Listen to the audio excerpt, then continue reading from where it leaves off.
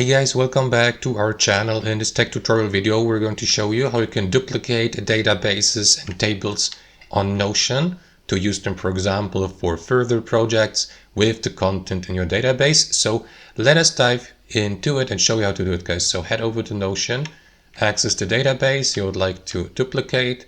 And basically what you need to do, guys, is click into these three dots in the top right and select duplicate here, hover your mouse over it, and here to the left select whether you'd like to duplicate your database with its content or without the content, without these values, for example, in that table. So let me go with option number 1. You may use also the shortcut Control D for that.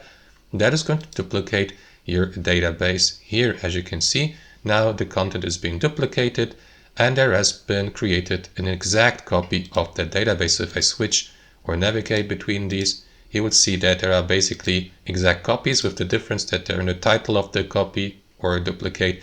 There will be that number in the brackets. So that's basically it. And as previously mentioned, guys, you may copy your database also without the content. So again, click into these three dots, hover your mouse over duplicate and select duplicate without content. Wait for the duplication to be finished.